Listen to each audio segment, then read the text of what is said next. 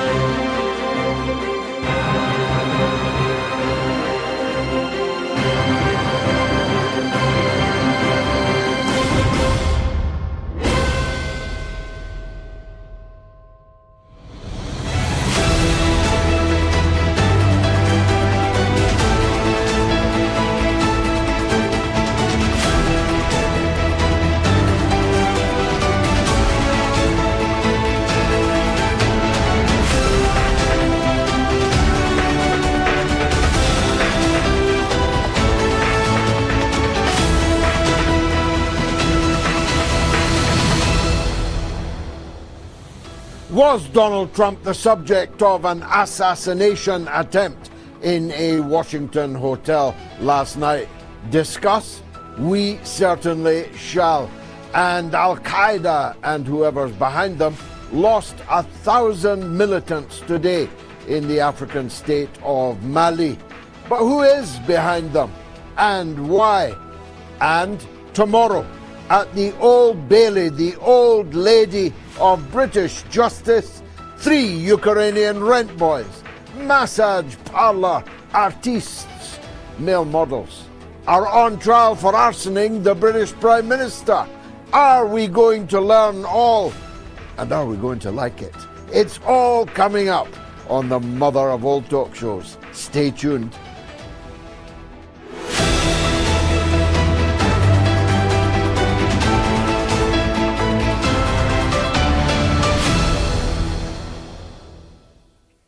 Let's start with the last point first because, well, it tickles my fancy if it doesn't tickle yours. You know this only from the mother of all talk shows because no British newspaper or broadcaster has told you that tomorrow morning in the Old Bailey itself, no less, 3 Ukrainian rent boys will face charges connecting them to the arsoning of the British Prime Minister. Will we discover what these men held against Keir Starmer? Why his back door was so ineluctably attractive to them that they had to firebomb it. 2 back doors, 2 vehicles, neither of which they should have, on the face of it, anything to do with, any knowledge of. I mean, how do you find out the former residence of the British Prime Minister? How do you find out his former vehicle? Unless you've been in it, of course, in the past. That can happen to the best of us. Now, these men plead not guilty, and they are entitled to a fair trial, and I hope that they get it. They may be entirely innocent, as they claim with their not guilty plea of these heinous arsoning offences, the kind of thing that turns the stomach of plain-minded folk like me. It may be that these men have been falsely accused, but they have pleaded not guilty for a reason, and that is so that their side of the story can be aired in court. The bare-faced truth must be told. That's the principle of British justice, isn't it? Justice is blind, isn't it? The scales of justice cannot be weighed according to the status of one person to the case. So what are we going to find out? Well, in ordinary times, everybody would know everything there was to know, short of prejudicing their trial, about these three Ukrainian rent boys. I mean, there can't be that many Ukrainian rent boys in London. That three of them allegedly formed a concert party to firebomb the premises and the automobiles of a sitting British Prime Minister is an extraordinary story by any standards, but not by the standards of the British media, who plainly lack the moral fibre to deep dive into this story, or they have been ordered secretly by the government not to report. Now, there's a thing called a D notice in Britain, which an official of the Ministry of Defence, no less, comes along and hands you physically a notice, after which you may not publish anything on a story at pain of imprisonment yourself. Now, if anybody came along to me and handed me a D notice, I'd be showing it to you on the camera right now because, hey, I believe in freedom of the press. I believe in freedom of speech. No matter who it's for, no matter who it's against. It's the only way we can do things, you know. If we allow the state to regulate what stories we're allowed to know, then we'll end up knowing far less than we need to know. Need to know in order to judge the wisdom of the people who are ruling us. And the loser in that will be us, all of us, the public interest. So if they had given me a D notice in the public interest, I would have told you everything about it. But let me assume for a moment that there is no D notice and that there is merely a conspiracy in the British media to ignore a story as big as this one. In ordinary times, as I say, with any other victim, we'd know everything about these three individuals. We'd know where they were living, why they were living in London. We'd know what they had been doing in London. The interviews would be in the can of their former customers, clients. People would testify as to their massage skills, as to their male modeling attributes. We'd know lots about them. Sure, stuff might have been asterisked, might have been pixelated. They might not have shown you the full, ugly truth, but you'd know far more than nothing, which is what you precisely know unless you have been watching the mother of all talk shows, and to be fair, one or two outlets on Twitter. That's if Elon Musk doesn't get to it first. My own feeling is that these men have a personal grudge against Keir Starmer. It may be that they acted, if they did act, out of that personal grudge. And I don't know about you, but I'm rather keen to know what that personal grudge might be. Because I want to know what kind of man our Prime Minister is. Although I'm beginning to get quite a clear idea about that, as are you. He's the type of Prime Minister that thinks it was a good idea to wreck his entire premiership and the entire future of his party just to get the paragon of moral virtue, Peter Mandelson, back into public life. Mandelson sacked twice from two different Labour cabinets and thought to be in such disgrace that he could only hang around with the dodgiest of lobbyists. But Starmer was determined to get him back, and I'm rather keen to know why. Was it cash? Well, he did meet with Palantir, with Peter Mandelson, and we only know that because of social media. He didn't declare it, as he was under the ministerial code perfectly obliged to do.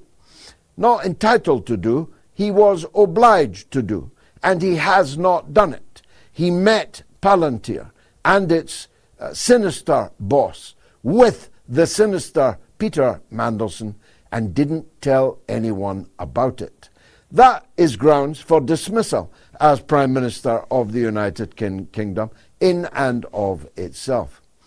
But when you lie to Parliament that the vetting process for Peter Mandelson was perfectly normal and had been passed, if not with flying colours, had definitely been passed, then that's an automatic sacking offence or a resignation offence, as we, as former members of the British Parliament like me, well know, is the formulation, the gentlemanly formulation that the British normally use. It's a resignation matter if you are found to have lied to the British Parliament. Well, we've already found that Keir Starmer lied multiple times on the Peter Mandelson affair. And that's another reason why he should no longer be the Prime Minister. But there are many, many others. Dan Hodges, I think it was, in the Daily Mail, the biggest selling British newspaper today, makes the point that Keir Starmer is so otherworldly, he has no idea how universally loathed he is. He can read the polls, I'm sure.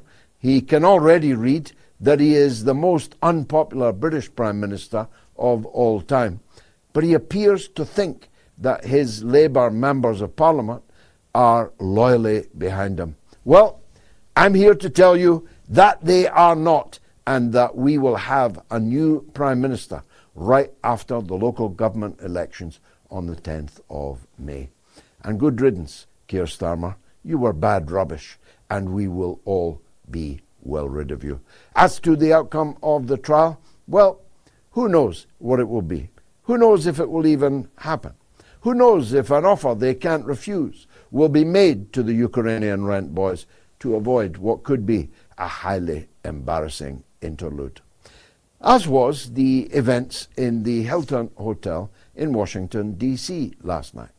I first want to make this point to you. It's a controversial one. There was no assassination attempt on Donald Trump. The gunman, such as he was, about whom more in a minute, was on an entirely different floor of the hotel to the Washington White House press correspondence dinner, and the man, Trump, and Vance, and Hegseth, and Rubio, and their wives and concubines galore were all in the hall, in the floor below where the alleged assassin was. Sure, it was spectacular enough that shots are fired in a hotel where the president is in the floor just downstairs, but the shots were fired by the American Secret Service. The alleged assassin does not appear to have been shot, at least according to the photographs of him prone on the floor and naked that I have seen. If he was shot, he's that peculiar bloodless personality who didn't actually shed any of the red stuff.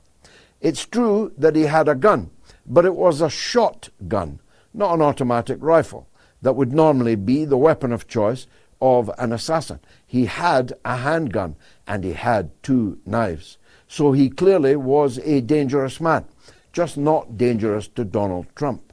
But I'm waiting for Donald Trump to appear in the morning, patched up with bandages and sticking plasters, like he did at Butler after the extraordinary attempt to kill him then, which shed blood, all right. It was all over his ear and his face, but there was no hole in his ear, even though he put a plaster on the next day, which then miraculously disappeared. What point am I trying to make here? That this is a very strange event indeed. First of all, the alleged assassin is not your usual profile of these types of people. Lee Harvey Oswald, he was not. James Earl Ray, he was not. Sirhan, he was not. The man now held and to be arraigned tomorrow in a Washington courtroom with attempting to assassinate Donald J. Trump was a award-winning tutor, a Caltech graduate, an engineer at the top of his profession. Why he would decide to throw it all away on a madcap kamikaze attempt to get down one floor and get through multiple FBI security points and then get through the hall and get a shot away against Donald Trump is not immediately clear. I'm wondering if there's more to this story than meets the eye, because I've been studying the body language of the most important personnel involved all day. I've been studying Donald Trump's smug, I can only call it that, smug looks after the whole event went down. And bear in mind, I repeat, this didn't happen on the floor of the hotel that he was on. He did hear shots from upstairs, but those shots were Secret Service shots that he heard. He was looking terrifically pleased with himself, as was Pete Hegseth. Melania looked shocked, but one doesn't know if that's just because Donald Trump was sitting next to her. The Secretary of Defense, the Vice President, they didn't look shocked at all. And there are other strange things. J.D. Vance was bundled out of the hall before Donald Trump was. What does that tell us? Why would you rescue the Vice President before you rescued the President? Not that there was any need to rescue either. Donald Trump fell down as he was being rescued. Surrounded by 7 Secret Service agents, he literally fell to the floor. Why? Was he going to attempt he'd been shot? Again, was he going to claim, rather, that he'd been shot again? If not, why did he fall? Is he now in the habit of falling? Are we now in Joe Biden territory? Why did the president fall down to the ground as he was being led off the stage? All of these things we'll discuss with a man who knows these kind of things. Larry Johnson, formerly of the CIA, if you can ever be formerly of the CIA, will be up in just a couple of minutes. So let me turn now to the events in Mali. They are dark events indeed.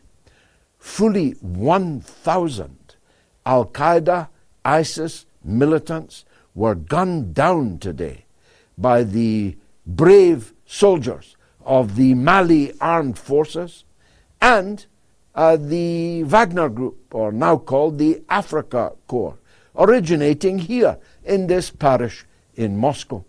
They have an agreement with the legitimate government of Mali to defend them from Islamist maniacs whose idea of warfare is to go around cutting people's heads off, slitting their throats and eating their hearts.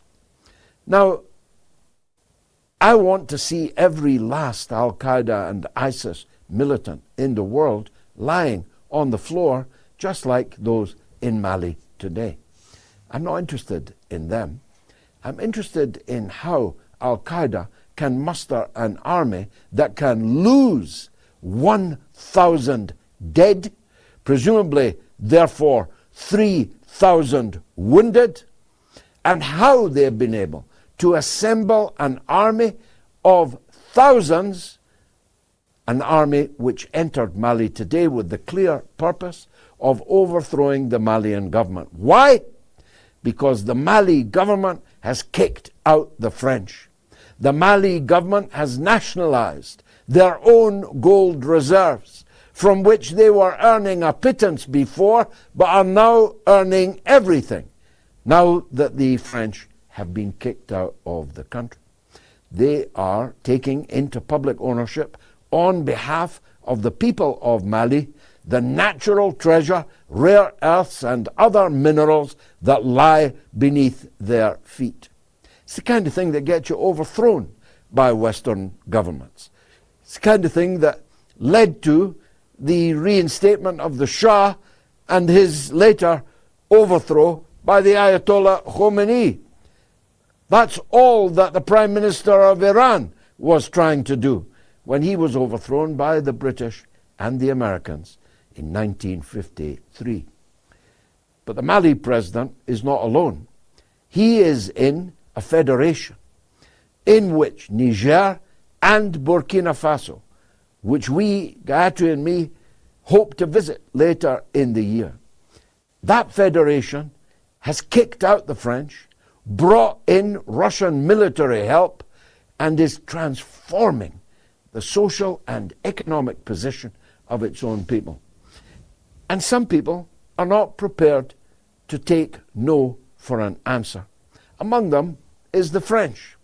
The French newspaper of record said today, only France can help Mali get rid of this infestation of Al-Qaeda and ISIS. But in order for France to help them, they'll have to ask forgiveness from little Macron, who, by the way, is leaving politics next year. A nation mourns, I'm sure, from north to south of the great country of France. They have to ask forgiveness from Macron so that France can help them get rid of ISIS and Al-Qaeda. I don't know about you, but I smell, what's the French word for rat?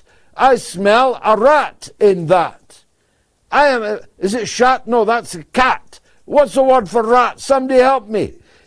I smell a big French rat in this.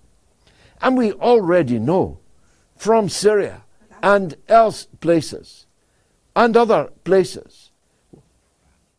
Le rat. It's just rat with le in front of it. I smell le rat from the Elysee in Mali today. Now, of course, we already know from multiple places that Al-Qaeda and ISIS, whoever formed them, and I'll come to that in a minute, are working for the Western countries that claim to fear and loathe them as much as it's possible to do. We know that the French people suffered mightily at the hands of ISIS and Al-Qaeda. So did the Belgians, so did the British, so did the Germans at Christmas market after Christmas market. But that didn't stop all of those governments covertly assisting ISIS and Al-Qaeda to power, amongst other places, in Syria. And then recognizing the ISIS-Al-Qaeda government in Syria. And then welcoming, even though he wouldn't shake Anna Baerbock's hand. Well, if you knew where she'd been, you might not shake her hand either.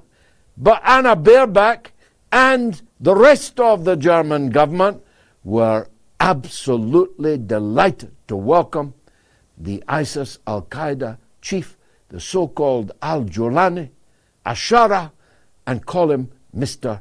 President. Even though I have seen him holding up severed heads with my own eyes.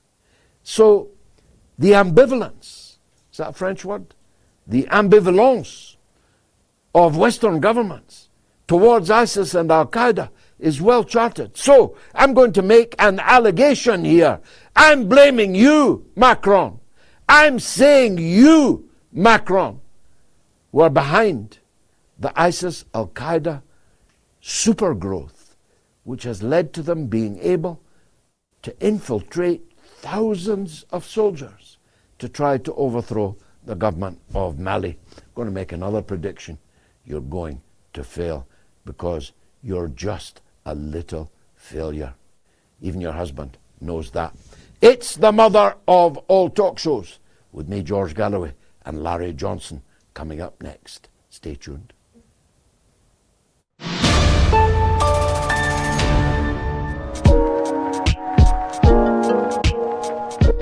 Full marks to you for your dogged persistence and your quiet and dignified insistence that you were right and I was wrong. I don't actually recall the clash that we had, but I would have to say that you are being proven right, and I am being proven to have hoped for things that have not transpired.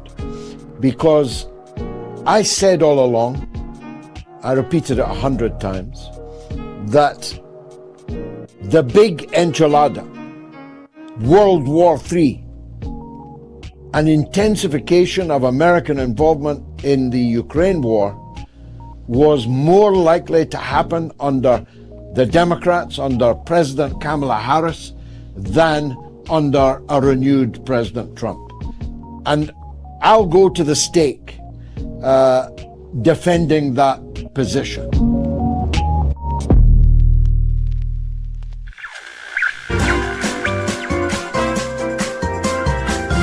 You are listening to the mother of all talk shows with George Galloway.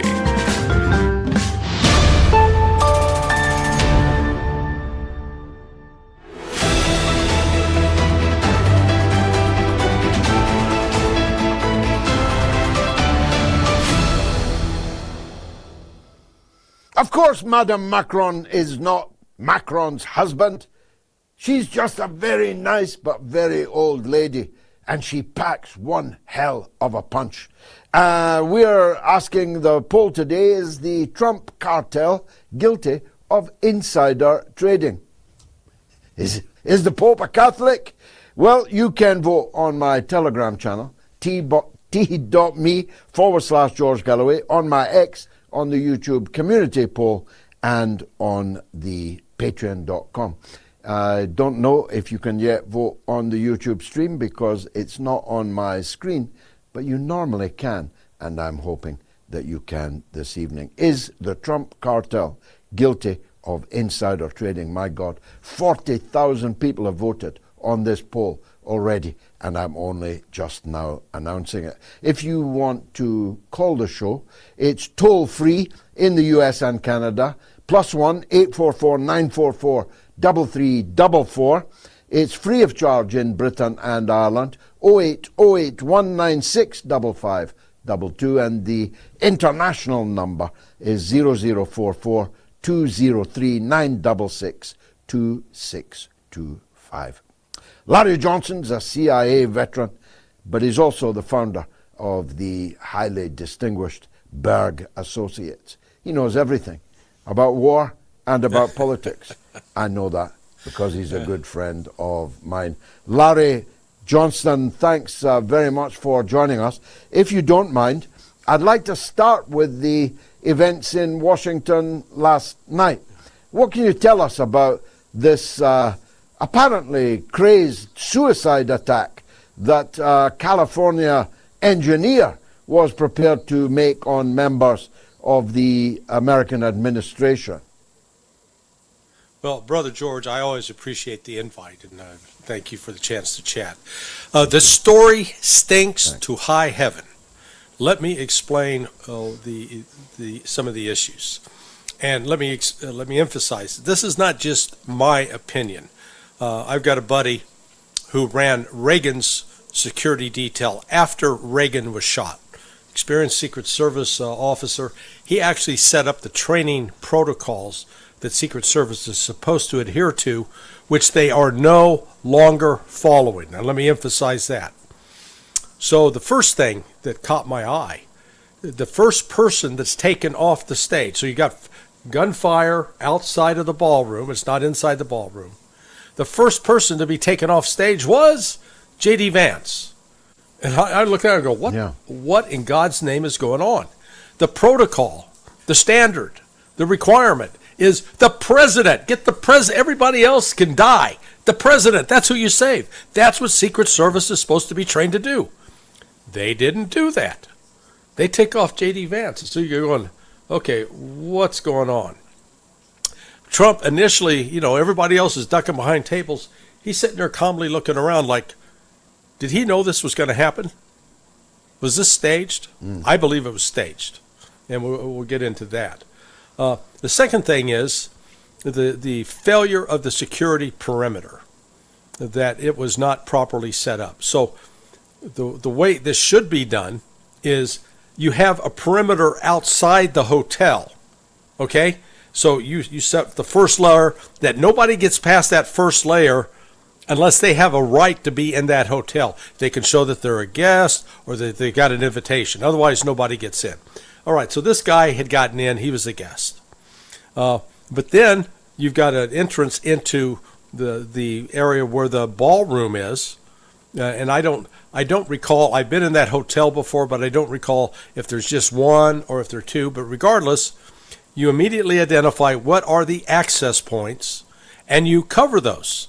And you cover those in such a way that you got a magnetometer, which means you detect metal detector, and then you have armed personnel standing there behind in the event that somebody tries to run through like this guy did. Because if they do, you then shoot them. You don't tackle them. You don't try to talk them down. You shoot them. And then you should have had another security checkpoint. We've learned, according to several people that attended, that at no time were they required to show an ID and the ticket to be at that event. Now, the other thing that's curious, and this tells me that this was planned with help, that this guy who had the shotgun, he had assistance because he traveled from California. Now, I had assumed that he got on an airplane, which means if you get on an airplane, you have to fill out forms to say that I'm carrying a firearm. It has to be properly locked and secured. And so there's a way to do it, but they go through a formal procedure. He took the train. There is no security. There is no security on the train. So, he got that weapon there. And now look at here. Look at his body. Do you see any bullet holes? No. Do you see any blood? No. Do you see anybody administering first aid? No. He was not shot. How in the hell does that happen? When you come sprinting through with a gun, firing at people, there aren't enough Secret Service and Metropolitan Police from D.C. and probably some other federal law enforcement in the area. They all got guns. They should have been out filling him up with lead that... he would have been sufficient to be an anchor on a boat. Instead, you saw him running away from those guys that were shooting at him. You don't see any bullet holes. And the reason I know that he didn't get shot anywhere else, in that picture, you don't see a single emergency medical technician applying any kind of tourniquet, pressure. Let's say that if he got shot in the legs, they should be trying to stop bleeding there and treat that. They didn't do that. So that's why I say this thing stinks to high heaven. I think this guy had been encouraged by someone else to do this. That he didn't know he was being used, but he got put in a position where he was used. But everybody else, key leaders, knew that this was going to happen, and this was designed, I think, for the intent to try to create more support fantasy for Donald Trump. See right there. J.D. Vance is out, and Trump's still sitting over there. Oh, we forgot the president. My God, what level of incompetence is this? Well, we have not conferred, but I agree with every single word of that and more. The man is not wounded for the reasons you gave, and so the question is, why is he not wounded? A man sprints through an armed cordon and fires, because we know that a Secret Service man was shot, though his vest mercifully stopped the shot, but not sufficiently so that he didn't have to go to hospital. He was actually in hospital, the Secret Service man. But the assailant was not shot. Question, why? How do you assemble, as we have witnesses, testimony, how do you assemble a shotgun in a hotel where the President of the United States is? Now, these questions are all germane, Larry, because many of the same questions arose in the Butler case, about which Right, more and more right. people are becoming suspicious. Am I not right? Yeah, no, you're absolutely right. It's not the assembly of the shotgun that bothers me. That's easy to do, and even I'm not sure what they did confirm. He bought a shotgun. He used buckshot, but I would like to know. Was it a Remington? I think it's the 870 is the most common, but when you come out of your hotel room, you're carrying the shotgun. He didn't have it concealed. How can you walk through that hotel? Again, this gets up to Secret Service procedure, where every coming off that elevator to go towards the event area, there should have been 2 Secret Service agents there monitoring the crowd. Now, George, I've had personal experience of how bad the security is around Donald Trump.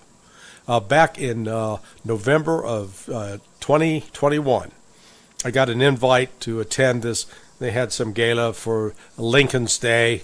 It was the Republican homosexuals that supported Trump. That was the whole thing. So I went with my wife. I'm carrying concealed. I carry a concealed gun on me. I drove on to Mar-a-Lago with my firearm. We had locked it into the glove box, and Secret Service agent stops me and says, "Do you have any firearms in the car?" I said, "Well, yes, we do. We got it locked up here." He goes, "Oh, you can't have those on the property." And I said, "Okay, I will." I let my wife off and the other people that were with us, and they went in, and I drove back to the hotel, put them in a lockbox, drove back, come in. The guy sees me and waves.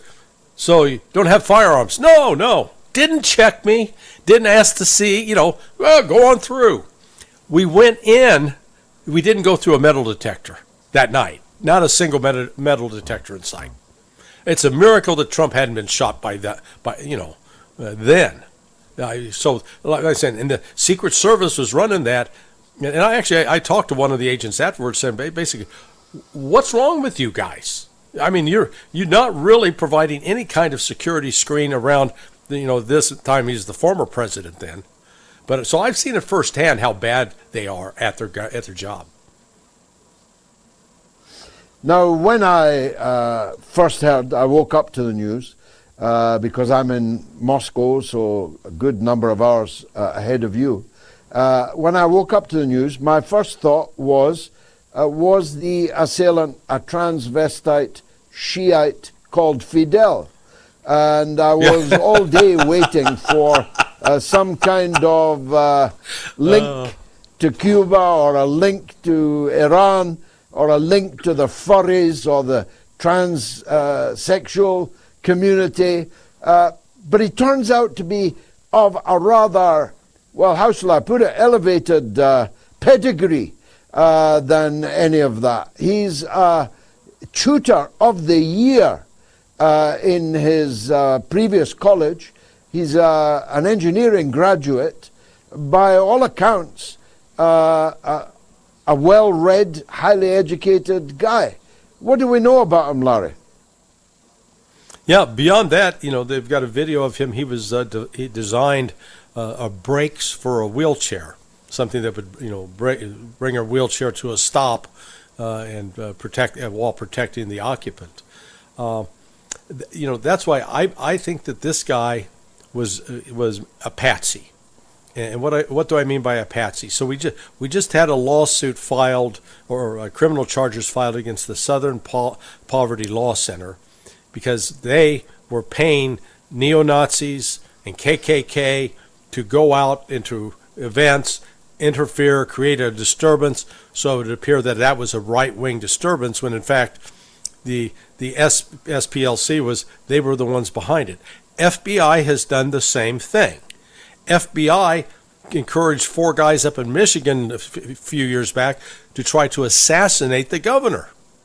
They provided the suggestions, they provided some of the funding, and these guys got convinced to try to do it. So I'm saying this is a technique that's not just confined to one element, but we've seen the government do it. And I wouldn't put it past me that the FBI was involved in putting this guy up to this, because the fact that they told him, take the train, that way you can carry a firearm and a shotgun onto a train, nobody's going to check you. There's no security protocol for that. And so, that tells me that there was outside assistance in this guy getting there. But he really didn't have a plan. And, I think he may have got the assurance, if you do this, we won't kill you. And he didn't get killed. He should have been killed. No. Because when you're running like that, of course, and you've got people in front of you and behind you with firearms, man, you stop the threat. You don't tell halt, none of that. You shoot to stop the threat. Well, let's turn to the bigger picture, Larry. We must. Will they, won't they invade Iran? Is Iran in talks with the US government or not? The Iranians say not, and yet Aragji, who just arrived in Moscow, by the way, Aragji goes to Pakistan, leaves Pakistan, goes back to Pakistan, then he goes to Oman. It's all rather confusing to me, but you, with your consultancy hat on, you must be better informed. What's going on? Well, I know that there are plans to launch an attack on Iran, except the people in that theater, it's called Central Command. So when I say CENTCOM, Central Command Theater, the general that commands the air operations and the general that commands the ground operations, they both are telling their boss, which is called the Ground Force Commander, or the Joint Force Commander, the JFC, they're telling him, no, we shouldn't do this. It's not going to accomplish something. It's going to create a lot more problems for us. Joint Forces Commander agrees. So he's reporting back up his chain of command, and they're telling the chairman of the Joint Chiefs of Staff, General Kane, even though Kane he can't command them. The only commands come through the president, but he is the president's military advisor. And they're telling Kane, no way, And so that's what has delayed. I actually fully expected the attack to be underway within the next hour. But apparently the resistance from the military commanders on the ground who are saying, no, stop, that's having an effect. So we'll see how that goes. The Iranians, as you know, and you've covered on your with the various guests that you've had, they're willing to make a deal. Iran doesn't want to go to war, but they're no longer going to allow themselves to be, if you will, the abused spouse. They're no longer going to accept getting beaten, getting threatened, getting robbed. They're not going to do it. They demand respect. And now they've earned it because they got the Strait of Hormuz closed. And despite U.S. claims, we got it blockaded, and Iran is demanding that the blockade be lifted, the reality of that blockade is the United States does not have enough ships in the area to actually provide an effective blockade. And they can't get too close to the Iranian coast because the Iranians have these things called coastal defense cruise missiles, short-range ballistic missiles, and drones that could actually hit and sink those ships. So the U.S. Navy stand off. They recognize that we don't want to get in that close. So Iran's willing to accept the deal, but the essence of the deal for Iran is they're going to continue to control the Strait of Hormuz and will charge people for using it. They want all of the sanctions lifted, both the U.S. sanctions and all the indirect ones to UN and other parties, and they want their assets unfrozen and leave us alone. Stop attacking us. That's their bottom line. So it's not impossible that no war, no peace could prevail. Right. For the rest of Donald Trump's term. It'll be massively damaging to the world economy because how long has it been now? 56 days, I think I read. Yeah. The straits have been closed.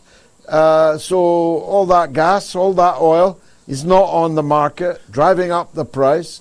I 58 presume when the market days. opens tomorrow, 58 days, Yeah, there you go. I 58 presume days. when the market opens, when the market opens tomorrow, the oil price is going to rocket. Yeah, no, it's we're a week or two away from a complete potential collapse of the system, because they keep the news media keeps focused on the Brent futures, but that's not what you focus on. You focus on what's the actual cost of the oil when it's being delivered. Yeah, exactly. And Alex he runs a site called Reporterfly, and he's based in China. He said that it's important to remember that when those tankers started coming out of the Strait of Hormuz on February 28th, they're moving at the rate of like a person riding a bicycle. And we're not talking about a speed racer. We're talking about a regular person riding a bicycle doing maybe 10 kilometers an hour. So those ships sail very slowly, and it's only been within the last week or two that the last of those ships have finally reached their destination. Meanwhile, what was flowing out on 28 February has not been flowing out now we're going into week 8. And that means there is this incredible shortage around the world. And that shortage is now going to start hitting. In the past, people have had some reserves, and they could pretend that there was not the shortage, but now the shortage is going to become real. Alex, I think, is well positioned to understand this. He said the financial crisis we had in 2008 will look like a minor rainstorm compared to the hurricane that's going to hit once people realize they've got significant shortages of oil and there are no alternatives. And it's not just oil, it's the liquid natural gas, it's the urea for fertilizer, it's the helium for computer chips and MRIs, and it's sulfuric acid across the board. Massive global disruption, contraction of the economy. This is people will not know what is going to hit them. This gives Iran tremendous power going forward. And of course, the Europeans, speaking of patsies, we're the biggest patsy of them all. We, in order to please Joe Biden, cut off Russian gas, Russian oil, and now we can't get Persian Gulf oil or gas. Yeah. That means no gas, no oil, means no industry, means no economy, means serious trouble in Europe, don't you think? Oh, yeah. Well, Europe's become a caricature. It's like that old Monty Python, the movie, The Holy Grail, where you had the Black Knight, and he lost one arm and then both arms and then both legs, and he's still wanting to fight. That's Europe. They've been completely cut to pieces, but they still think they have a fighting chance. They don't. Yes, it's called kamikaze in other words. Last point, I know that it's way down the batting order now of news items, but is there anything happening in the US over the Ukraine war? People are still losing their lives. The economies of the two countries are still being severely damaged. Millions of Ukrainians have left the country. Is anybody even paying attention to the Ukraine war now? Yeah, no, that's you look at them and you say Ukraine. Here where I am in Florida, we have what are called sandhill cranes. So there's more attention paid to the sandhill cranes, which is a big bird, than Ukraine, which that has gone off everybody's wish list. Hey, we've used up all of our missiles in Iran. We don't have any more to give to Ukraine. They're on their own now. Well, apart from the European taxpayer who just agreed to give them 90 billion euros that we don't have, to buy American weapons that you don't have, to put in the hands of Ukrainian soldiers that they don't have. I mean, talk about money laundering. Yeah. Well, George, you've always had a gift for summarizing things in such a colorful, succinct manner, and there you did it again. You nailed it, my friend. Thank you, Larry. Thank God you. bless you, and lovely to see you again and to benefit from your wisdom. Thank you, Larry Johnson, CIA veteran and founder of the highly respected Berg Associates. How's the poll doing? Is the Trump cartel guilty of insider trading? Do bears do it in the woods these days? Yes, 99, 94, 97, and 97% insider trading. Wow.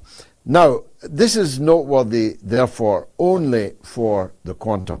If you want to make your point of view known, make sure you vote before towards the end of the show. I can tell you that although 33,000 people have voted on YouTube, only 288 have voted on Twitter, even though I have a kick in the ass out of 1 million followers. I've got nearly 1 million followers, but only 288 of them were prepared to vote on my poll. Let me take a quick break, and then I'm going to my old hometown of Dumfries. Stay tuned.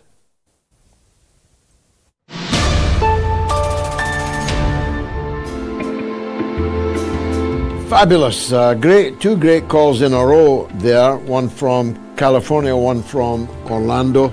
I think that Japan is walking on extremely thin ice in the provocations that they are currently allowing the US to manipulate them into making. I've spent a lot of time in China. I was there just a couple of weeks ago. There is visceral feelings about Japan in China. Of all of the countries of the world, China will never, ever, ever, ever forgive what Japan did to the Chinese people. They murdered more than 20 million Chinese. The war, which for us started in 1939 and for you started considerably more than that, further on than that. Japan invaded China in 1931 and didn't leave until their defeat in 1945. They further invaded other parts of China in 1936, and they killed 20 million Chinese people.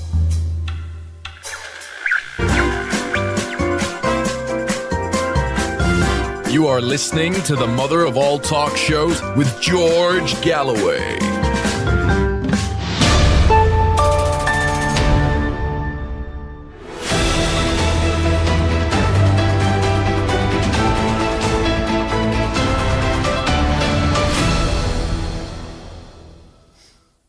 Let's go to Dumfries and Galloway. You can tell why I moved there. It's Jay who wants to talk about ISIS, Al-Qaeda in Mali. Most welcome, Jay. What would you like to say? Something that you spoke about. I think that the current extremist problems in Mali are being supported by, I wouldn't be surprised, France and other European countries. It's something that the West has been very good at through the ages, with Mohammad Mossadegh in Iran, Patrice Lumumba in Congo, Salvador Allende in Chile. And this looks like another attempt to try and destabilize a country that basically wanted France to observe its sovereignty. And Western countries only like puppet regimes that give them resources at a very cheap rate, at a rate that's beneficial to the buying country rather than the citizens of the country from where the resources come from. And this just will carry on. And I'm glad that the junta in Mali is standing up to France. And I'm glad that they're finding their own ways of dealing with the problem. If he feels that the Wagner group is much more, much to their liking. What right has Macron and the EU got to criticize them? It's a sovereign nation. They don't seem to criticize all the international laws that have been broken by Israel and America. So why should they worry about them hiring, mercenaries from the Wagner Group, Russians? So it's the hypocrisy, Well, I wish the double standards. Yeah, the hypocrisy is off the charts. And of course, France were supposedly helping, not just Mali, but all the countries of the AES against ISIS and Al-Qaeda. Yet miraculously, they were never able to defeat them. They were never able to find them. They certainly never killed 1 million of them. 1,000 of them in a single day's conflict, as the Malian government forces and the Russian Africa Corps did this very day. I don't know if you saw the pictures, Jay, but it was quite gruesome. They didn't mess around. If you turned up with ISIS Al-Qaeda intent as part of an insurgency, you're going to be lying face down in the dirt. That's why I'm saying that I think France was holding Mali at ransom and pretending to deal with the extremists. But in reality, they were probably backing them and finding a foothold in Mali so that they could get the resources out of Mali dirt cheap. And this has been played, it's a scene that's been played over and over again. And most Western people are so ignorant of this. They won't learn their own history, the real history, so that they can better understand why so many countries resent us. The Chinese just did a massive deal today with Mozambique, which equally, miraculously, has an ISIS Al-Qaeda problem in the north of their country.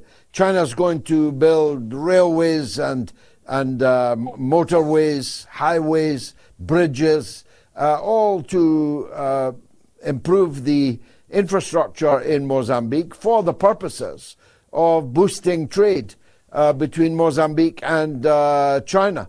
I wouldn't, if I were one of these African presidents, I'd rather hire forces from Russia or China to help me, wouldn't you? With you entirely. And don't forget, Mozambique was the war in Mozambique between the MPLA, the FNLA, the UNITA.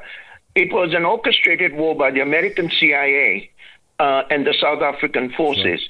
It was designed to make sure that Mozambique did not give assistance to the ANC and was in no way, shape, or form, able to do so.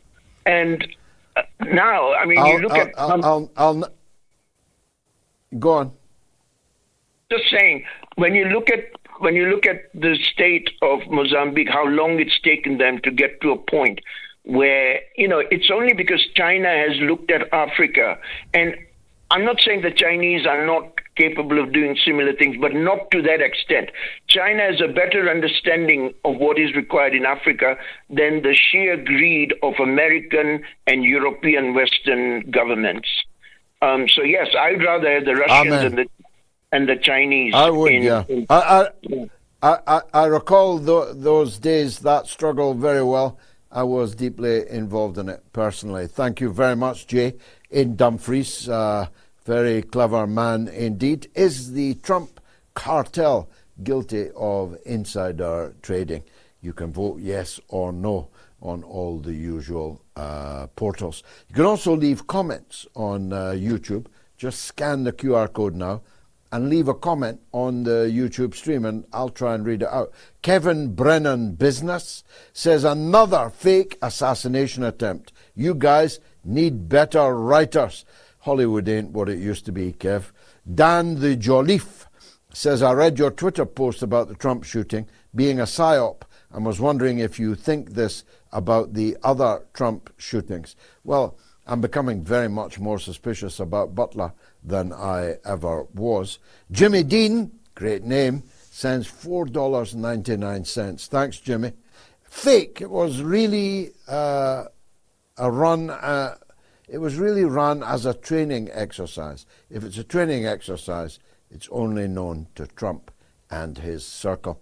And Gary Proctor, 1893, says, yes, the Trump cartel is guilty of insider trading, not only with oil, but tariffs, sanctions, and war to manipulate markets, ever since taking power. And Paul Bedson of my own Workers' Party of Britain says Goldfinger Trump would kill thousands of Lebanese to seize the gas fields. Last call before the break then, also in Scotland, where John wants to talk about Trump and Starmer. John, I'm all ears. Go ahead. Hiya. Thanks for taking my call, George. Hi. Welcome. Basically, I've watched you from your Parliament days, and I've always admired the way you put things. This is like your last interviewer said to you. Thank you. You have a great way of summing things up, straight to the point. Thanks. And if we had more people like you in power, this BS wouldn't be happening these days. But anyway, as we see in America, I mean, it's like a complete comedy show. Police Academy stuff you see out there. And as I said, and your thing about Starmer and the Rent Boys stuff, I mean, it's incredible how much of the average Joe and Jane, don't hear about this stuff and how this story's been covered up. I mean, it's incredible. If that was any normal person in the street, I mean, it would be splashed. Of course, even if it was thee or me, John. This is the Prime Minister of the country we're talking about. He was subject, allegedly, to multiple arsoning.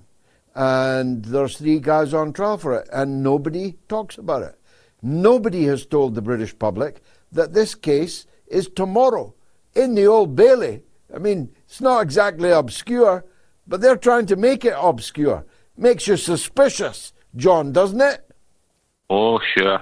But tomorrow, it's a reckoning day. Let's see what the public get to hear about it. I mean, it's incredible. Well, if you stay tuned here, you'll hear plenty about it on Wednesday and on Sunday if the trial lasts. John, don't forget, you've got a chance of voting on the 10th of May for me, for the Workers' Party. If you're in an area where we're standing, I'd appreciate your support. Thanks a lot for that, John in Scotland. Now, a big shout out to tonight's supporters who've been backing Moats via the website. Heather Liardet, forgive me, Heather, Liardet, Heather Liardet. Much obliged to you, Heather. Jim, M.N. Big, Don Stewart, and Lynn Timperley. I see your name regularly, Lynn. You're most generous and helpful to us. I'm very grateful to all of you and to all of you who are going to donate tonight just by going to moats.tv and pressing the Donate Now button. Let me take a quick break because I've got another top guest coming up right after it. It's retired Lieutenant Colonel Tony Aguilar. We've got a CIA veteran and a retired lieutenant colonel with a great history and quite a degree of eloquence coming up right after the break. Stay tuned.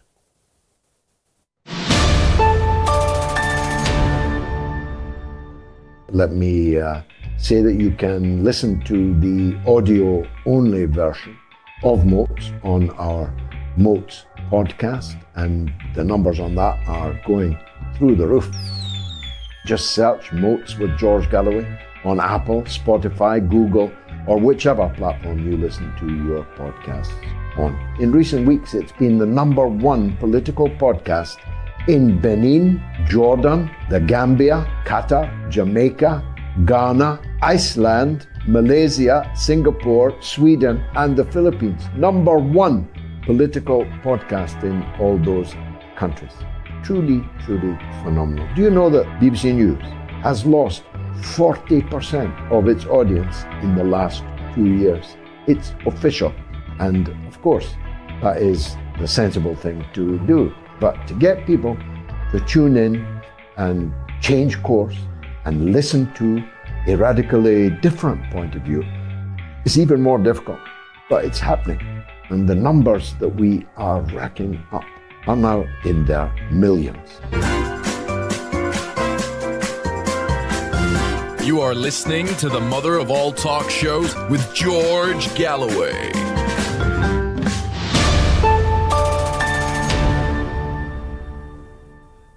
Is the Trump cartel guilty of insider trading? Maybe make 50,000 votes on this, get voting on the usual places.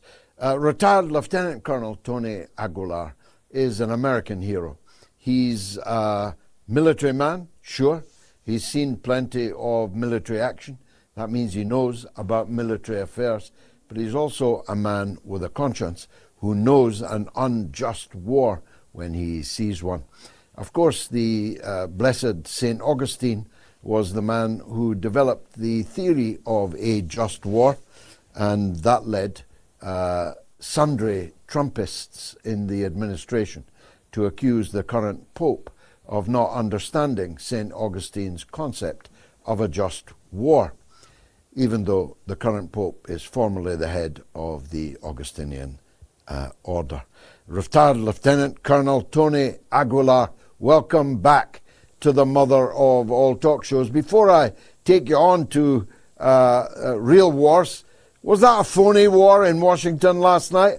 Larry Johnson thinks it stinks to high heaven, the attempted assassination against members of the Trump administration. What do you think? I agree with Larry in that not only does it stink to high heaven, it was entirely bizarre and what is akin to a high school play.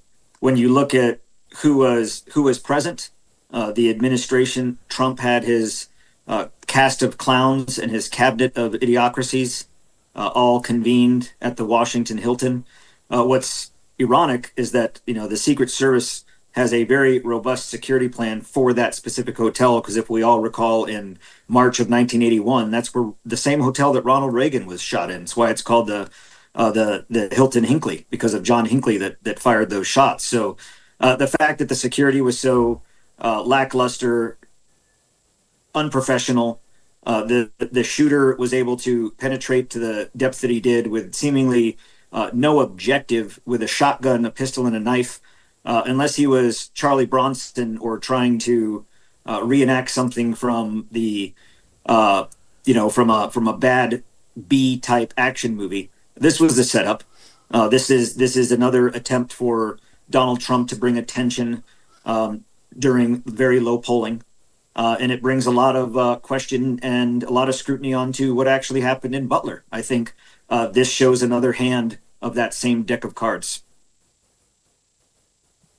Well, you see, Lieutenant Colonel, I'm now increasingly suspicious about Butler, though I was not at the beginning. And don't forget, 2 people lost their lives in that incident.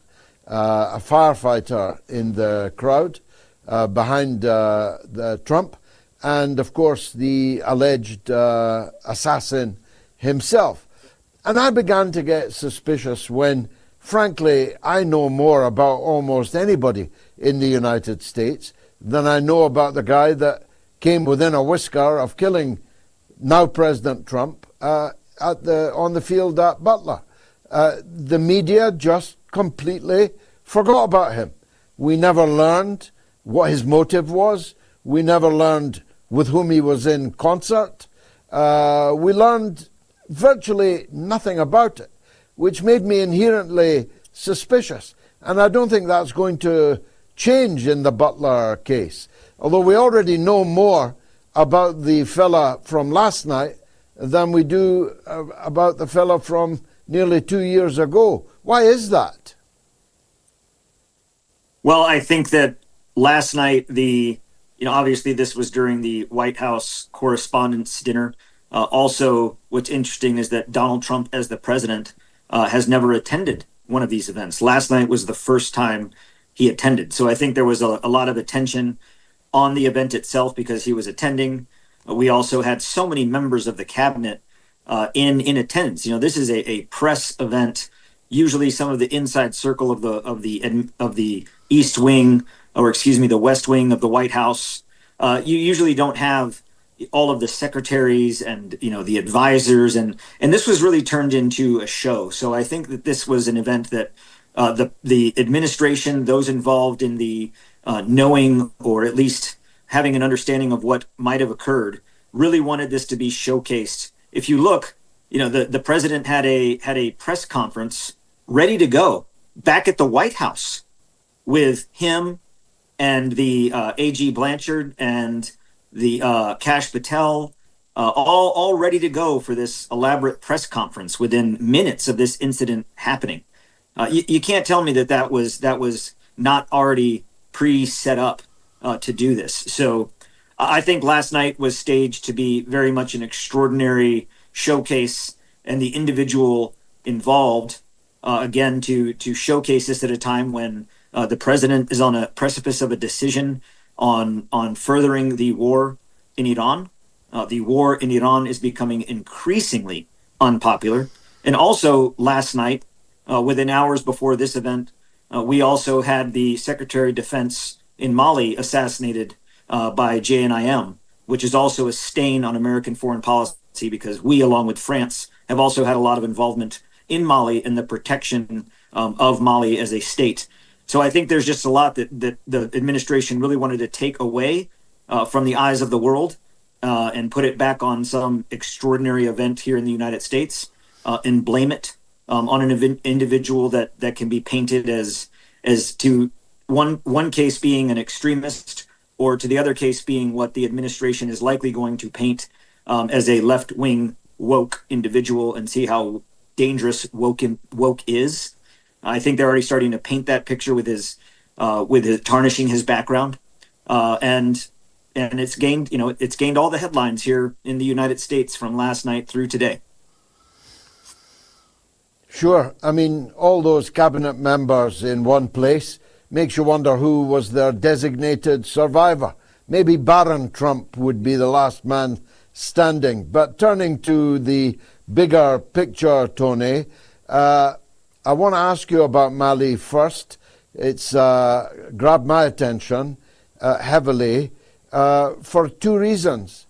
First of all, how can ISIS and Al-Qaeda maintain an army of so many thousands of fighters in a country that is dirt poor? Shouldn't be, because France stole all their money for centuries, but is dirt poor. The most people in the country are dirt poor. How do you maintain an army of that size when your ideology is the most extreme theocratic extremism? And secondly, why did Western countries, when they were protecting Mali, supposedly, not manage to make a dent in this, while the Africa Corps and the Mali armed forces took 1,000 dead ISIS and Al-Qaeda militants today? Exactly. When you look at the flavor of Al-Qaeda, if you will, in Mali particularly, that's the JNIM, or it's an Al-Qaeda affiliate in that region of Africa.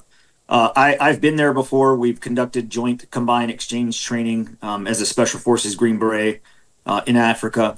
But when I look at the presence of the Wagner Group in Africa, now also referred to as the Africa Corps, and the Mali fighters, the thing is that when the United States and European nations such as the French interfere or interject or become part of these countries, we put on the perception of we're there for security forces assistance or freedom or self-governance, and really it's there as a facade to continue to take of their resources. And to your point, Mali should not be a poor country when you consider the natural resources of that land, but they are.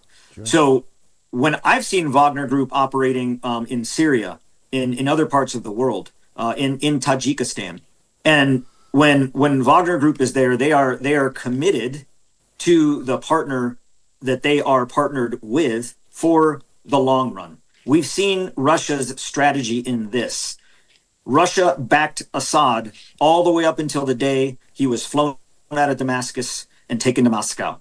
We've seen that when the Russian operatives, such as the Africa Corps, are partnered and involved, they are committed, and they stay and they stand and fight with those that they are backing. Now, Russia's interest may also be for long-term resources and presence, but they also understand that in order to have that, the stability of a nation or the stability of the region is also important. Whereas I think U.S. foreign policy has become, or at least over the last 12 months, has been chaos, confusion, and disorder in order to take advantage of the situation, whereas Russia and China look to long-term stability for resource extraction over time, but they're willing to put skin in the game and stay and fight with their partners. You know, when the United States left Afghanistan, you know, we left so many of our partnered forces that stood with us and fought with us for 20 plus years high and dry, and we left them. And the world saw that. And I think that when we look at how Russia operates with their surrogate and paramilitary forces, they stay and they stand and they fight and they're present. And we saw that over the last couple of days, and especially going into last night with the response to the attacks that occurred over the last 48 hours. Now, the big enchilada, Tony, is, of course, Iran. There are people who think, Larry was one of them, that the attack would already be on, that an invasion of Iran is virtually certain. I'm not so sure about that myself. There does seem to be an extraordinary amount of very circumloquacious, but nonetheless apparently rational talking going on. I cited the Foreign Minister Arakci, who just arrived here in Moscow, by the way. In the last 72 hours, maybe less, he was in Pakistan, left Pakistan, went back to Pakistan, went to Oman, and has arrived in Moscow. That kind of air miles is usually a sign that something is happening, something is moving. What do you think that might be? Well, I do think that Iran, at their highest levels of government and representation, are very pragmatic. And they're looking at the situation in terms of how do they shore up their interests, and how do they shore up defense, and to see what may come of the U.S. response now that just yesterday Donald Trump made the proclamation that he's no longer going to send his son-in-law and Steve Witkoff. So Laurel and Hardy have stopped their Western Asia tour. They're not going over there anymore. So Donald Trump has pretty much signaled an end to negotiations, or a stop of talking, whereas Iran knows that Iran is here to stay. The Gulf nations and the other nations in the region understand that Iran is there to stay. And Iran is being very pragmatic in their approach to gaining not necessarily alliance right now, but at least tacit support in the effort of not joining the side of an alliance with the United States. And that's been pretty effective, because even up till now, the United States has not garnered anything resembling an alliance or a coalition, either in naval, air, or ground.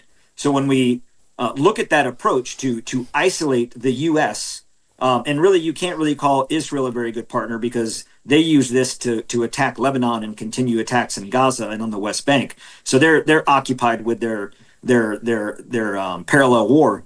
So really the United States stands alone, and Iran has done a very good job at the grand strategy level of isolating the U.S. politically, economically, and militarily. If we see it now, the United States is conducting a blockade of a blockade that didn't exist before the United States started this war. I've never seen that in history. That's a new one. I hope that's kept in the annals of naval history, that you blockade a blockade after you start the war to blockade something that wasn't blockaded. That's a new one. So the reason the the Iranian representation are making these trips and putting in those air miles is because they understand that they have to garner or reinforce the gains that they have. And though militarily, we know that Iran is not militarily overwhelming in terms of technology and modernization like the United States Navy or Air Force. But they do have a very robust asymmetric capability. And they do know they're going to stay in the fight. And they do know that they're not going to capitulate. And they do know that they're not going to just grovel on their knees and take a 15-point peace plan that puts them in a strategic, vulnerable position in the world. So they're shoring up their nation partners, or they're not really their partners, but their neighbors. They're shoring up their neighborhood, I think, is what we see from this. They're going to continue to sow the seeds of a negotiated settlement, even though the United States has signaled that the United States is no longer interested. Well, of course, Donald Trump signals things all the time, and of course they're unsignaled within the hour, even sometimes within the same press briefing or speech. So it could be that Trump is bluffing, or it could be that he really means it. The signs are that the military brass in the United States are not at all keen on a ground invasion of Iran. Can you confirm that? Oh, I can assure you that the U.S. military leadership, from the chairman of the Joint Chiefs, General Dan Kane, whom I know personally, and have worked with personally when he was the deputy commander of the Joint Special Operations Task Force in Syria. I worked directly for him. So I know that when you consider the commander of CENTCOM, Bradley Cooper, you consider the chairman of the Joint Chiefs, they are not keen on a ground invasion because of the massive cost it will take in not only lives, but resources, and to gain and achieve what? 58 days ago, this war started 58 days ago in a wake up today. 8 weeks. We are approaching the 60-day mark, which will be Wednesday, which meets the War Powers Resolution Act that Congress should, by our Constitution, intervene. Is Donald Trump going to blow past that 60 days or ask for a 30-day extension? I think come Tuesday and Wednesday, we're going to see the administration signaling for a 30-day extension. So I firmly believe that U.S. military commanders, the Joint Force Commander, who is the CENTCOM commander, the theater commanders, Army, Navy, Marines, the chairman of the Joint Chiefs are not keen on a ground war. However, I feel that Donald Trump, Pete Hegseth, Steve Miller are pushing for a ground war. And what I believe will happen is somewhere in the middle, which unfortunately, when you dip just your toe in the acid, it can continue to erode the foot. So I'm fearful of what that dipping of the toe is going to be, because if that looks like a vertical envelopment or airborne assault or amphibious assault to take Qasem Island in the Strait, to seize the airfield, to have dominance over the passage, and or to move in and amphibious assault or seize control of Karag Island, it doesn't end there. It will expand. So I do think that military leadership is pushing back. We saw the firing of John Felon, Secretary of the Navy, this week. We do know that the chairman of the Joint Chiefs got into some standoff, or at least some argumentative confrontation with the president over the potential deployment or use of a nuclear capability. So I think that there is standing up in the Defense Department, and I hope that they will prevail in convincing the president that a ground war of any size, whether it's limited or expansive, will only lead to further failure. The U.S. has already lost this war strategically. It's already been lost. So are we gonna lose bigly, as Donald Trump would say, or are we going to negotiate and move on? Well, that's of course what happened in the war he dodged 5 times in Vietnam.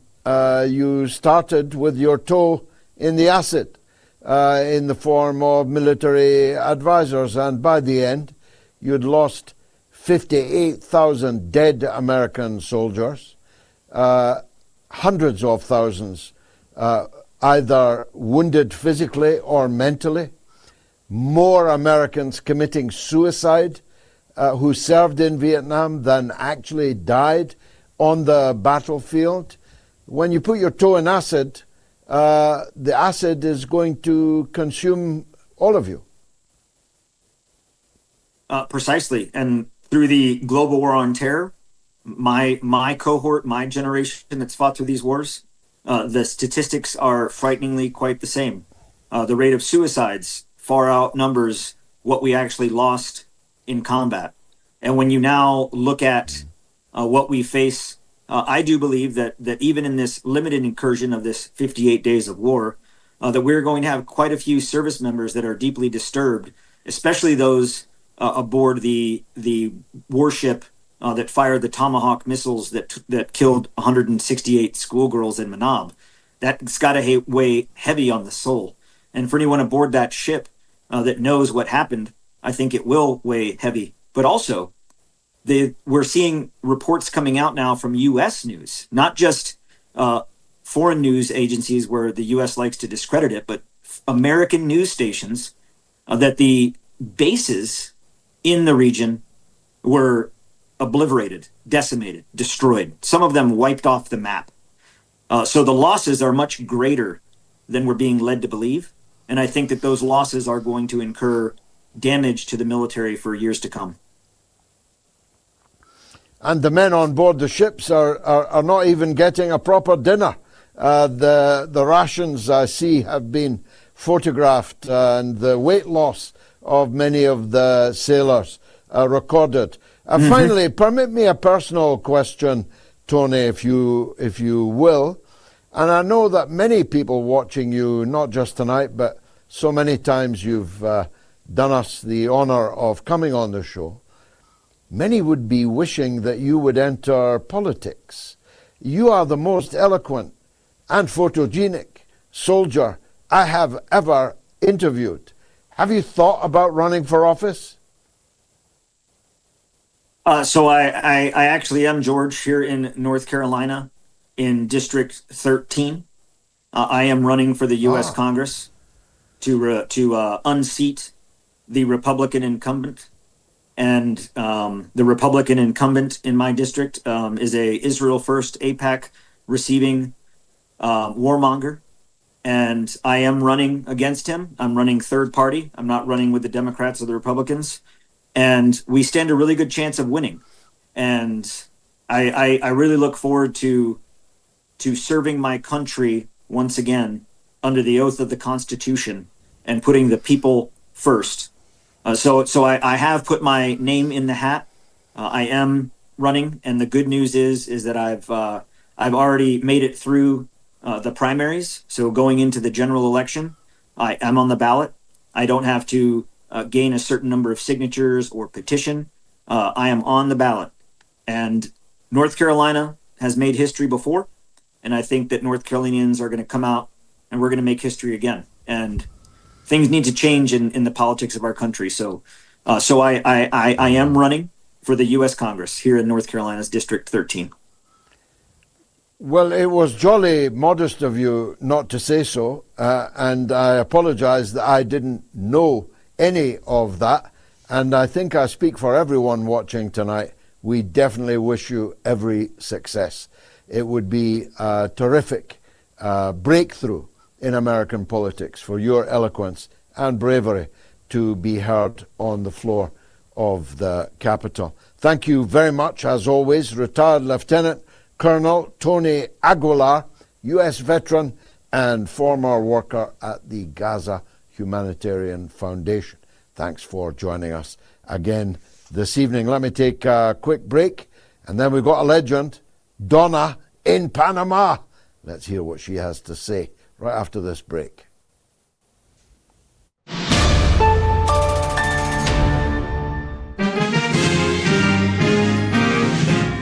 His approval ratings are in the toilet. He won a huge mandate, well less than a year ago, and he's thrown it all away.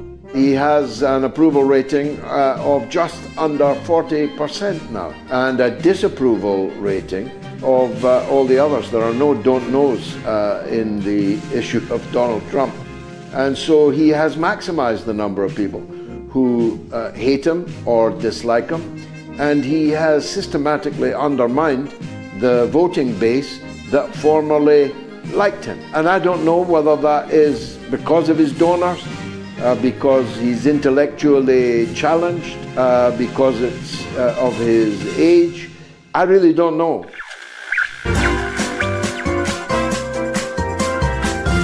You are listening to the mother of all talk shows with George Galloway.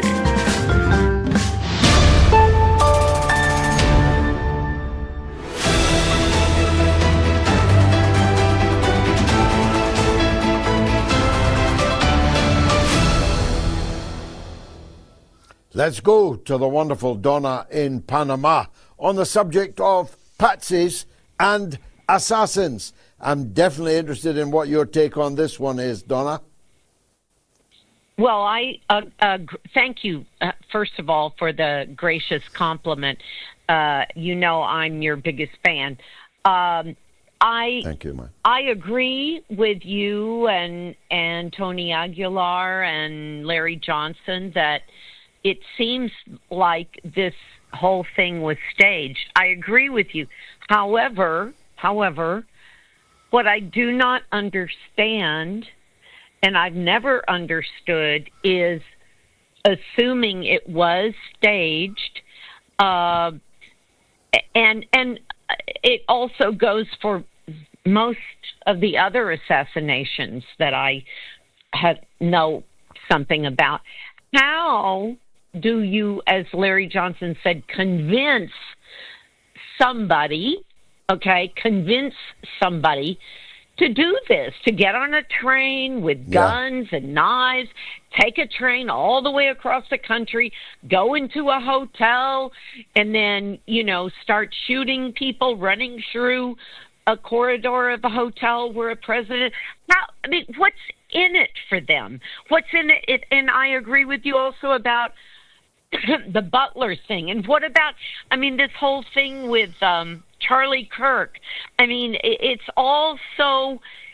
What would be in it for them to risk their lives? Okay, this last one, he's not dead and apparently not even wounded. But I do not understand. You can't just say, oh, well, someone convinced him. What?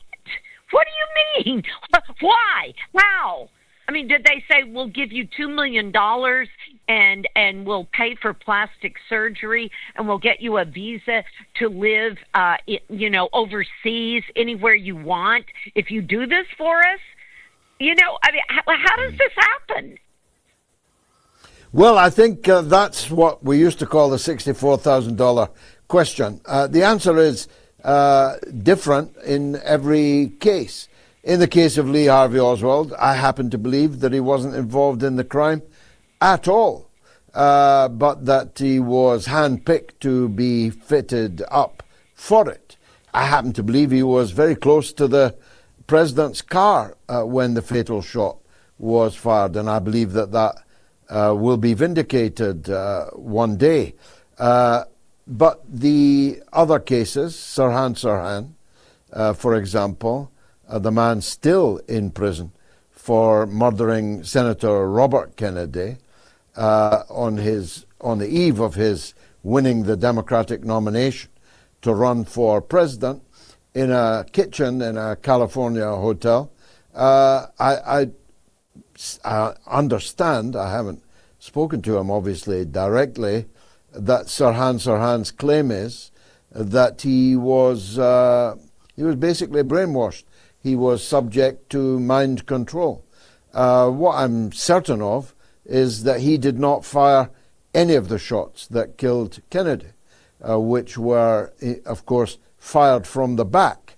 And there is zero evidence that Sirhan was ever to his rear. In fact, the video film footage makes clear he was at all times in front, albeit he was firing a gun, but his bullets were all recovered, and none of them were recovered from the late Senator Kennedy. So every patsy is different.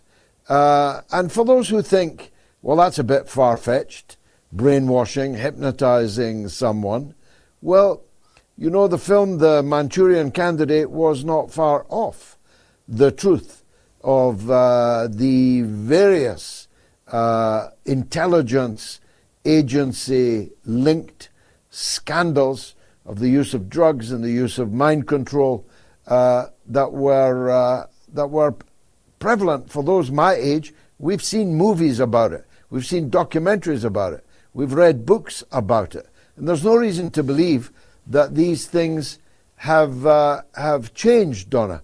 And thirdly, you can always dispose of the patsy, as happened in Butler.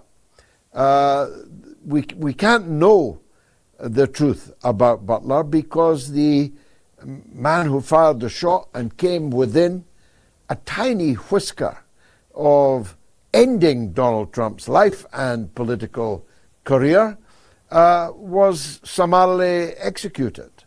And so we may never know the truth about that. We can all be suspicious as to why no apparent effort was put in to investigating the case, discovering why and for whom this attempt to kill Donald Trump was made. And of course, we, in the Charlie Kirk case, we have probably the most obvious patsy of them all.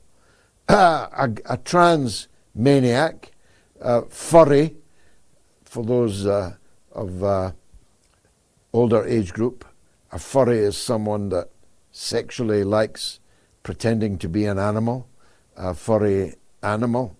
The furry transvestite, transsexual angle is what they hoped would convict in public opinion the guy they got for the gig. But it turns out that the ballistics of that case and the presence of at least one other person firing, and then the pro-Israel activist who created a deliberate disturbance in the crowd by shouting, "I did it, take me, I killed him." All of these things add up to a situation where I doubt anybody in America believes the official FBI narrative about the killing of Charlie Kirk. Over to you, Donna. Well, I mean, that's helpful, but so do you think that maybe the guy that was shooting in Washington the other night, was it last night? I guess last night. Do you think that maybe someone was giving him drugs? Someone was, I mean, how? Why? Someone befriended him? And do you think that he'll ever talk? Do you think he'll ever, like, wake up one day and say, "Hey, there was this guy, he befriended me, and I invited him over for dinner, and when I was in the kitchen, maybe he put some stuff in my drinks because I mean, how come none of this ever? I don't know how to explain it, but how? You've raised the key questions, and of course, at this stage and at this distance, I cannot answer them. But I can think of ways that you could do it. If a guy's in a lot of debt, you can offer him. It would be cheap at the price. Look at the money that washes around the American political system.